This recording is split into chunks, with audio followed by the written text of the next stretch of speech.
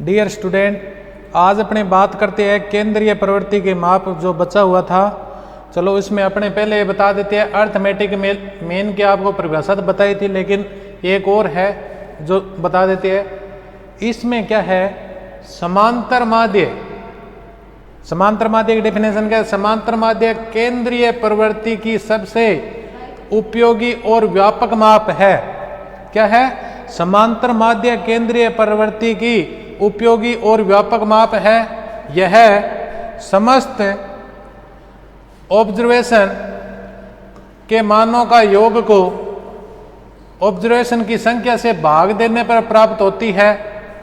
तो उनको संकेत के रूप में समांतर माध्य किससे करते हैं? एक्स बार से। किससे डिनोट किससे करते हैं? एक्स बार से करते हैं। को इस प्रकार प्रदर्शित करते हैं। इनका फॉर्मूला क्या है? एक्स बार बराबर क्या है? Sigma x upon n. ठीक है। अगर अपने समांतर माध्य की बात करें तो मैथ में भी एवरेज का फॉर्मूला था ना,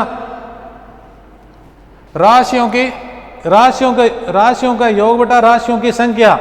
ठीक है। उसी तरह क्या है, इनमें जितनी संख्या है, जैसे 5 संख्या है तो उनका टोटल, उनके बाद में जितनी 5 है तो उनका 5 का भाग दिया जाता है, तो उनको क्या बोलते हैं? समांतर माध्य बोलते हैं। जैसे 5 संख्या है टोटल, 5 को उनके जैसे 5, 10, 15, 20 कुछ भी है, उनका टोटल कितना हो गया? 100। तो 5 संख्या को 100 में 5 का भाग देंगे तो कितना आएगा? 20। तो 20 क्या है? एवरेज है। इसी प्रकार आप अर्थमेटिकल मीन की है, ये 2 अंक में आने वाली है।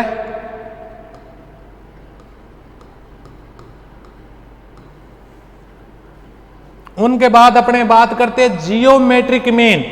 जियोमेट्रिक मीन की भी है ना, वो भी डेफिनेशन आती है 2 मार्क्स में, 2 नंबर के अंदर। तो जियोमेट्रिक मीन में आपको क्या लिखना है? जियोमेट्रिक मीन किसी डाटा श्रेणी के, समक को बोलते हैं डाटा, हिंदी में क्या बोलते हैं? समक भी बोल सकते हैं, आंकड़े भी बोल सकते हैं, इंग्लिश में बोलते हैं डाटा श्रेणी के सभी मूल्यों के गुणनफल का वह रूट। गुणनफल का वह रूट होता है जितनी उस श्रेणी में संख्याएं होती है, जितनी उस श्रेणी में संख्याएं होती है। यदि अपने एग्जाम्पल में बात करें 4 एवं 9, कितनी? 4 एवं 9 2 संख्या है। 2 संख्या है तो दोनों के गुणनफल का वर्गमूल। एग्जाम्पल जैसे अपने अंडर रूट के अंदर क्या रख दिया? 4 और 9, 4 इंटू 9 तो कितना हो गया? 36। 36 का रूट कितना होता है? 6। तो इनका जियोमेट्रिक मीन क्या आ गया? 6। ठीक है। तो इनकी दोबारा डेफिनेशन लो। जियोमेट्रिक मीन किसी डाटा श्रेणी के सभी मूल्यों के गुणनफल का वह रूट होता है जितनी उस श्रेणी में संख्या होती है। जैसे यदि 4 एवं 9 2 संख्या है तो दोनों का गुणनफल का वर्गमूल क्या है? 4 इंटू 9 अंडर रूट बराबर कितना? 36 आ गया। 36 का जियोमेट्रिक मीन क्या होगा? 6। यदि संख्या क्रमशः 3, 5 एवं 8 अर्थात 3 है तो तीनों के गुणनफल का क्या निकलेगा? घनमूल। जैसे अंडर रूट में 3 दे दिया, 3 इंटू 5 इंटू 8 का मान जियोमेट्रिक मीन होगा। इसी तरह अपने 4 संख्याएं दे दी, 4, 7, 12, 16 तो 4 है तो चारों का गुणनफल क्या होगा? 4th रूट होगा। कैसे? अंडर रूट में 4 रख दिया, 4 इंटू 7 इंटू 12 इंटू 16, इनका क्या हो गया? जियोमेट्रिक मीन होगा। जियोमेट्रिक मीन की आप डेफिनेशन याद कर लेना। उनके बाद में फॉर्मूला, जियोमेट्रिक मीन का फॉर्मूला क्या है? इनमें जितनी भी नंबर ऑफ संख्या कितनी है? 4 है तो 4, 5 है तो 5, 2 है तो 2, या 3 है तो 3, जितनी संख्या है वो उनके अंदर क्या आएगी? रूट के अंदर आ जाएगी। जैसे x1, x2, x3। ठीक है। इसी प्रकार xn तक, जैसे 4 है, 5 है, उतनी संख्या क्या अंडर रूट में। उसके बाद में जहां x1, x2, x3 ये क्या है? चर के विभिन्न मान है। जैसे 4 इंटू अपने 4 हो गया, 6 हो गया, 8 हो गया, 10 हो गया, 12 हो गया, ये संख्याएं हैं। तो कितनी संख्या? जैसे 5 होगी तो अंडर रूट में 5 आ जाएगी। अगर 6 है तो 6 ले लेंगे। इसमें भी x 1 की जगह जैसे 4 है तो 4, उसके बाद में 6 है तो 6, 9 है तो 9, इस तरह से अपने इसमें करके अन्ना का मतलब है आइटम की संख्या, कितनी संख्या है, 3 है, 4 है, 6 है, तो वो क्या है, अन्न के अंदर आएगी। और जहां x1, x2, x3 ये क्या है, चर की संख्या, वो इनके रूट के अंदर आएगी। ये फॉर्मूला है gm बराबर n under root x1 into x2, x3, x4 और लास्ट में xn जितनी भी है, ये इनका फॉर्मूला याद कर लेना 100%। अगर आप डेफिनेशन लिखो तो उनके साथ फॉर्मूला जरूर लिखो। अब बात करते हैं जियोमेट्रिक मीन के बाद में मेरिट्स ऑफ जियोमेट्रिक मीन, मतलब हो गया गुणोत्तर माध्य के, किनके, गुणोत्तर माध्य के गुण।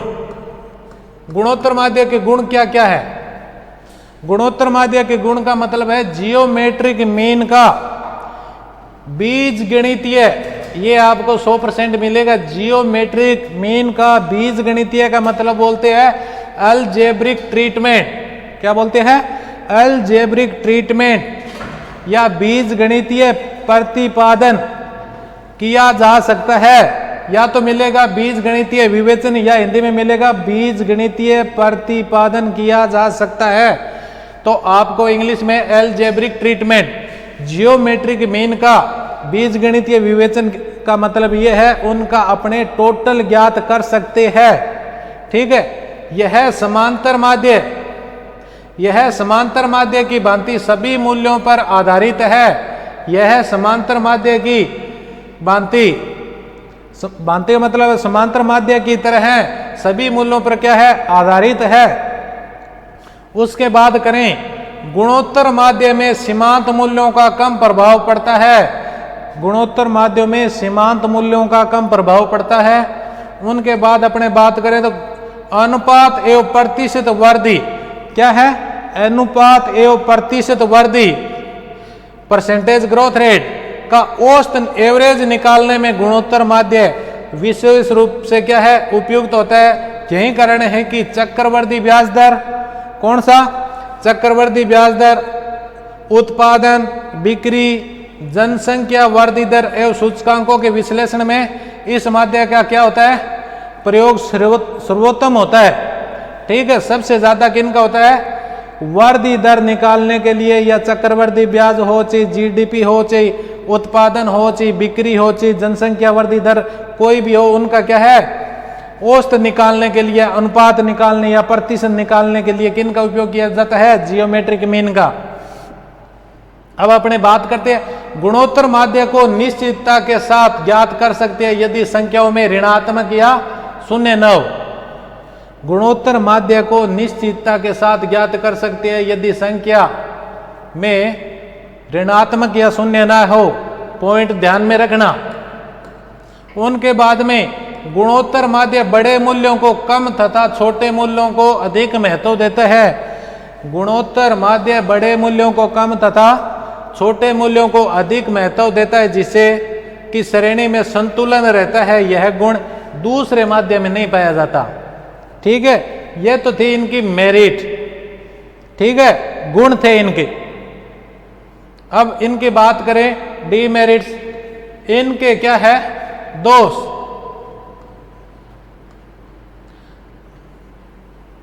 दोष में बात करें अपने किनके, गुणोत्तर माध्य के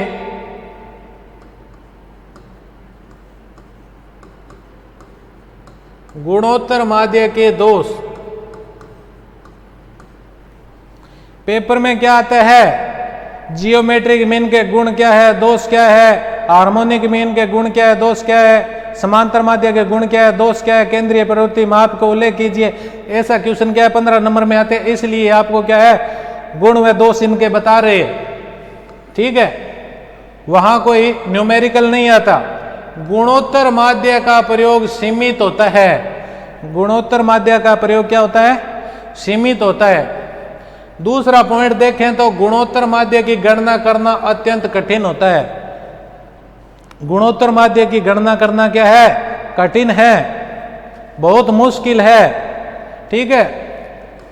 तीसरी, यदि किसी पद का मान शून्य है, यदि किसी पद का मान शून्य है तो पूरे समूह का जियोमेट्री क्या हो जाएगा, शून्य हो जाएगा। ठीक है। किसी एक पद का मान शून्य है ना, तो पूरे समूह का क्या है, शून्य हो जाएगा, गुणोत्तर माध्य का शून्य हो जाता है। इसी प्रकार यदि श्रेणी का कोई मूल्य ऋणात्मक है तो कोई नेगेटिव है तो जियोमेट्रिक मीन भी क्या है, अवास्तविक तथा काल्पनिक होगा। ठीक है। अब बात करते हैं अपने जियोमेट्रिक ज्ञात करने के लिए श्रेणी के सभी मूल्य ज्ञात होने चाहिए। जियोमेट्रिक मीन ज्ञात करने के लिए श्रेणी के सभी मूल्य ज्ञात होने चाहिए। यदि एक भी अज्ञात है तो यह माध्य नहीं निकाला जा सकता। अगर अपने एक भी संख्या छोड़ देंगे तो जियोमेट्रिक मीन क्या है, नहीं निकाला जा सकता। ठीक है। इसके मान को डाटा की संख्या से गुणा करने पर समकों का योग प्राप्त नहीं होता। इनके जो डाटा की संख्या है उनको गुणा करने पर अपने को क्या है, टोटल प्राप्त नहीं होता। इसका प्रयोग गुणात्मक अध्ययन में नहीं किया जा सकता। इनका प्रयोग किस में नहीं किया जा सकता, गुणात्मक अध्ययन में नहीं किया जा सकता। ठीक है, क्वालिटेटिव। ठीक है, ये गुणात्मक में अध्ययन में नहीं किया जा सकता। ये इनके क्या थे, दोष थे। अब बात करते हैं यूज ऑफ जियोमेट्रिक मीन, मतलब गुणोत्तर माध्य का उपयोग। गुणोत्तर माध्य का उपयोग आपको पहले भी बताया था, जनसंख्या वृद्धि दर या गिरावट का औसत दर, जनसंख्या वृद्धि दर या गिरावट का औसत दर या चक्रवर्ती ब्याज दर निकालने के लिए या इंडेक्स नंबर ज्ञात करने के लिए या इंडेक्स नंबर सूचकांकों की गणना में उपयोग लिया जाता है या छोटी संख्या को अधिक महत्व देने में। तीन इनके यूज है ज्यादा, जनसंख्या वृद्धि दर या गिरावट का औसत दर निकालने के लिए या चक्रवर्ती ब्याज दर निकालने के लिए या इंडेक्स नंबर सूचकांकों की गणना में या छोटी संख्या को अधिक महत्व देने में। ये आप पॉइंट ध्यान में रखना। उनके बाद अपने बात करते हैं हार्मोनिक मीन। ठीक है, जिसको बोलते हैं अपने हिंदी में हरात्मक माध्य। हरात्मक माध्य की डेफिनेशन क्या है, हरात्मक माध्य की डेफिनेशन है, it is defined as the reciprocal, इसको रेसिप्रोकल को बोलते हैं व्युत्क्रम। It is defined as the reciprocal of arithmetical mean. ठीक है, समांतर माध्य of the reciprocal of the observation. इनमें क्या है, it is the defined as the reciprocal of arithmetical mean. सबसे पहले अर्थमेटिकल का क्या है, उल्टा करना। ठीक है, उनके बाद में रेसिप्रोकल ऑफ द ऑब्जर्वेशन, उनकी गणना करना। ऑब्जर्वेशन में क्या है, x1, x2, x3, xn, इनका फॉर्मूला क्या है, हरात्मक मीन का। अपने समांतर माध्य में क्या होता था, संख्या क्या होती थी, नीचे होती था ना, जितनी भी संख्या है, तो इनमें फॉर्मूला क्या है, रेसिप्रोकल उल्टा है, ऊपर n आ गया, उसके बाद में क्या है, रेसिप्रोकल ऑफ द ऑब्जर्वेशन।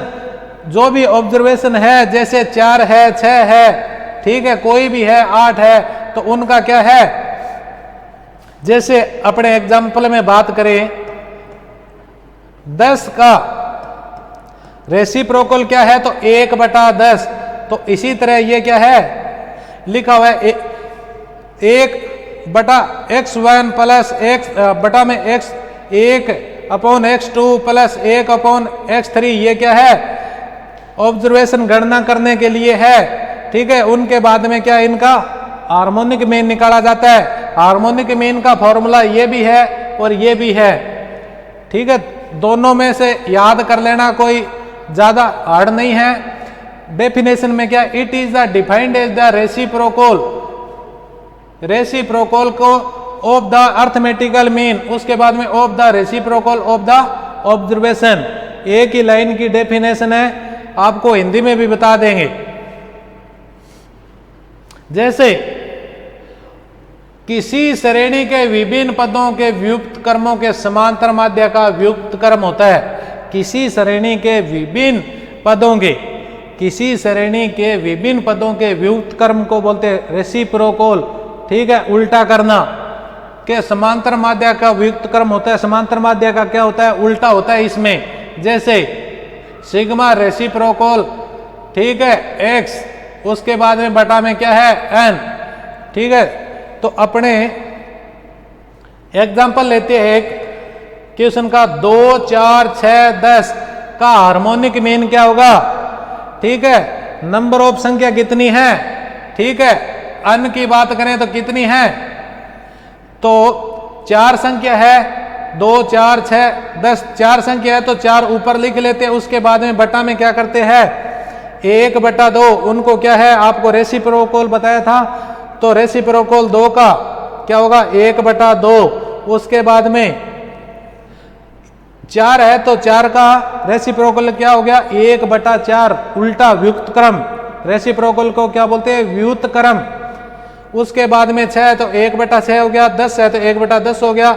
इनका अगर मान निकालते हैं, 1/2 का 0.5 प्लस 1/4 का मान आता है 0.25 प्लस 1/6 का मान आता है 0.17 प्लस 1/10 का मान आता है 0.10। तो इनको अपने कैलकुलेशन करते हैं तो इनका मान कितना आता है, 3.92। कितना आता है, 3.92, ठीक है। ये इनका हार्मोनिक मीन आता है, ठीक है। इन फार्मूला के आधार पर ऐसा निकाला जाता है। अगर 4 संख्या दी गई है तो ऊपर बटा में 4 आ गया, 1/2, 1/4, 1/6, 1/10, इनको क्या प्लस में करके इनका क्या है, हार्मोनिक मीन निकाल सकते हैं। दूसरा अगर बात करें तो एग्जाम्पल दूसरा एक और है, अपने 2 संख्याओं का हार्मोनिक मीन है, तो ऊपर नंबर ऑफ संख्या कितनी है, 2 है, बटा में क्या हो गया, 5 है तो 5 का रेसिप्रोकल कितना है, 1/5 प्लस 25 है तो 1/25 बराबर 2।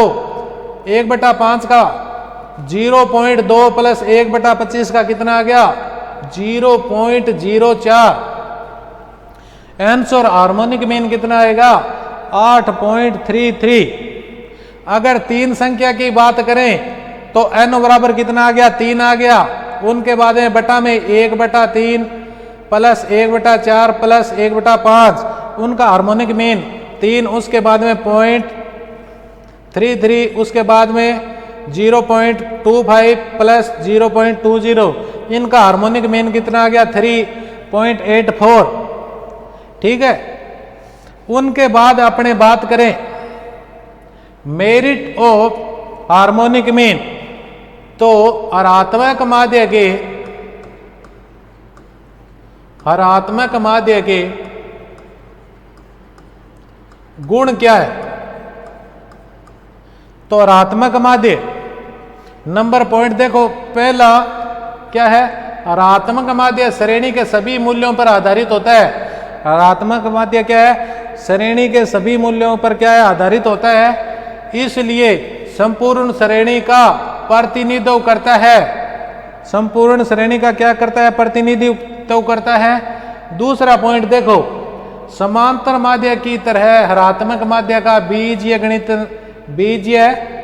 बीज गणितीय विवेचन किया जा सकता है। अलजेब्रिक ट्रीटमेंट क्या है, किया जा सकता है। इनका भी टोटल क्या है, ज्ञात कर सकते हैं अपने। जिन श्रेणियों में विचलन अधिक हो उनमें यह माध्य अधिक उपयोगी होता है। जिन श्रेणियों में विचलन अधिक हो उनमें यह माध्य क्या होता है, अधिक उपयोगी होता है। अगर बात करें चौथा पॉइंट क्या है, समय, दूरी, चाल, गति, दर आदि को ज्ञात करने के में यह माध्य अच्छा निष्कर्ष देता है। समय, दूरी, चाल, गति आदि की दर निकालने के लिए क्या है, जैसे चक्रवर्ती ब्याज की दर निकालने के लिए या कोई चाल निकालने के या दूरी निकालने के लिए, जैसे कोई रेलगाड़ी की दूरी है वो इतनी गति से चल रही है तो उसमें टाइम कितना लगेगा, ठीक है। इस तरह से उनकी इतनी स्पीड है, जैसे 1000 किलोमीटर है या 100 किलोमीटर है, तो इसी तरह क्या है इनमें समय, दूरी, चाल, गति, दर आदि को ज्ञात करने में यह माध्य अच्छा निष्कर्ष देता है। उनके बाद में अपने करते हैं डीमेरिट की बात। ठीक है, हरात्मक माध्य के दोष।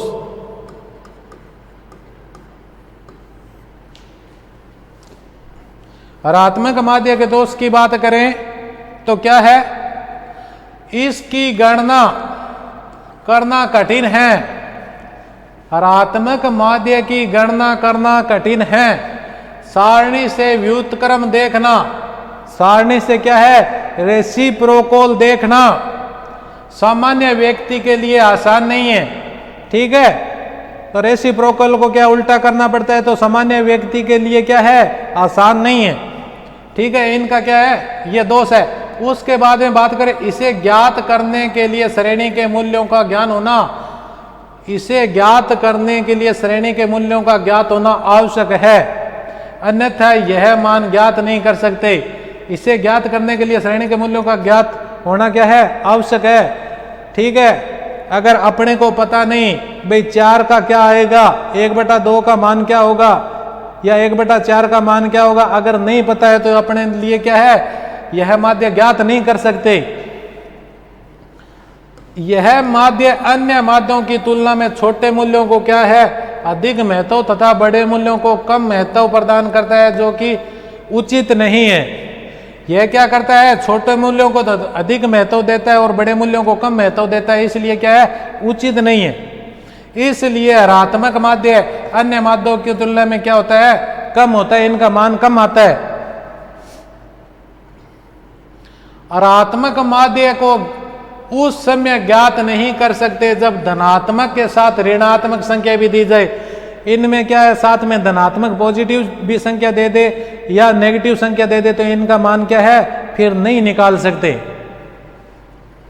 बात करें हरात्मक माध्य, एक ऐसा मूल्य हो सकता है जो उस समय श्रेणी में नहीं हो, उस समय यह माध्य श्रेणी का प्रतिनिधित्व नहीं कर सकता। हरात्मक माध्य एक ऐसा मूल्य हो सकता है जो उस श्रेणी में नहीं हो, उस समय यह माध्य श्रेणी का प्रतिनिधित्व नहीं कर सकता। ठीक है, तो ये अपने क्या थे, डीमेरिट्स। आपको आज क्या करवा दिया, जियोमेट्रिक मीन, गुणोत्तर माध्य। ठीक है, उसके बाद में हार्मोनिक मीन। ठीक है, उनके गुण और दोष करवा दिए। ये क्या है, ध्यान में रखना, पेपर में क्या आता है, केंद्रीय प्रवृत्ति के माप को परिभाषित कीजिए। केंद्रीय प्रवृत्ति के माप को परिभाषित कीजिए। उसके बाद में क्या आता है, अर्थमेटिकल मीन, जियोमेट्रिकल मीन। ठीक है, उनके बाद में हार्मोनिक मीन, इनके गुण व दोष व उपयोगिता बताइए। ये क्वेश्चन क्या है, 15 मार्क में आया हुआ था, 15 नंबर के अंदर। उनमें क्या पूछा हुआ था, केंद्रीय प्रवृत्ति के माप को परिभाषित कीजिए। केंद्रीय प्रवृत्ति के माप का मतलब क्या है, जैसे अपने 5 संख्या दे दी, 5, 7, 5 या 2, 5, 6, 8 और 10, ये संख्या दे दी, तो इनमें क्या होगा, 2 से तो मान बड़ा होगा और 10 से मान क्या होगा, छोटा होगा। ठीक है, तो ये क्या होगा, जो केंद्रीय प्रवृत्ति के क्या है, इर्द गिर्द बीच में है, तो वो उनके आसपास होगा उनका मान। ठीक है, इसलिए तो इनको क्या केंद्रीय प्रवृत्ति का माप कहा जाता है। इनका मान क्या है, सेंटर के अंदर होगा। ठीक है, आज आपको करवा दिया। ठीक है, ये टॉपिक क्या करवाया है, हार्मोनिक मीन, जियोमेट्रिक मीन के गुण व दोष बता दिए। आज के लिए इतना काफी है, और कल आपको उसके बाद में मीडियम और मोड है वो करवा देंगे। ठीक है, धन्यवाद।